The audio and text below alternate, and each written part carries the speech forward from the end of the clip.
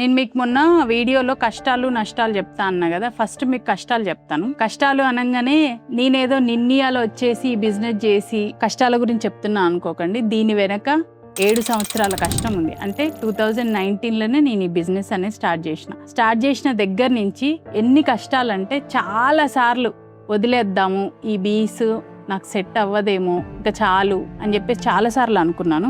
నేను బీస్ని ఎంచుకోవడం కాదు, బీసే నన్ను ఎంచుకున్నాయి. అసలు ఈ తేనెటీగలు పెంచడం అంటేనే చాలా కష్టమైన పని.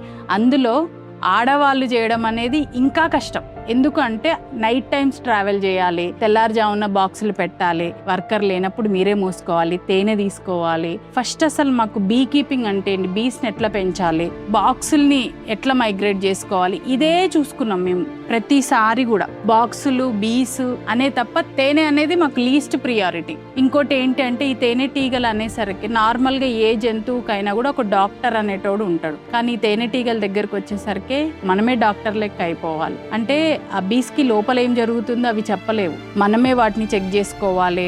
డిసీజెస్ వస్తే ఏం చేయాలి, మెయిన్గా వీటికి బిగ్ శత్రువు ఏంటి అంటే బీ ఈటర్స్. అవి వచ్చినప్పుడు అసలు ఎక్కడ పెట్టినా దాక్కున్నా కూడా బీ ఈటర్స్ వచ్చి తినేస్తాయి అన్నమాట. చాలా రీసెర్చ్ చేసి చాలా ఇన్ఫర్మేషన్ అనేది గ్యాదర్ చేసుకొని ఇంకా ఓకే మనం అనుకున్నప్పుడు అప్పుడు మేము కొంచెం ఇన్వెస్ట్మెంట్ పెట్టి మా ఓన్గా ఒక ప్యాకింగ్ యూనిట్ ఫామ్ చేసుకొని తర్వాత మార్కెటింగ్, వెబ్సైట్, బ్రాండింగ్ ఇవన్నీ నిమ్మలంగా మేము బిల్డ్ చేసుకుంటూ వచ్చినాం అనమాట. ఎప్పుడైనా సరే slow and steady wins the race అన్నట్టుగా మీరు ఏదైనా సరే చిన్నగా స్టార్ట్ చేసుకుంటే ఖచ్చితంగా సక్సెస్ అనేది వస్తుంది. నేను చాలా ఇంటర్వ్యూస్ చెప్పాం, యూట్యూబ్లో న్యూస్ ఛానల్ వాళ్ళకి చెప్పామన్నమాట. చెప్పినప్పుడు వాళ్ళు తీసుకుంటారు, తర్వాత వెళ్ళేసి తేనెటీగల పెంపకంలో లక్షల్లో సంపాదన అని చెప్పేసి వేస్తారు అనమాట. సో పాపం అది చూసి చాలా మంది తేనెటీగలు అనగానే ఈజీగా ఉంటుంది, చక్కగా హ్యాపీగా ఎర్న్ చేసుకోవచ్చు అని అనుకుంటారు, కానీ చాలా చాలా కష్టాలు ఉంటాయి.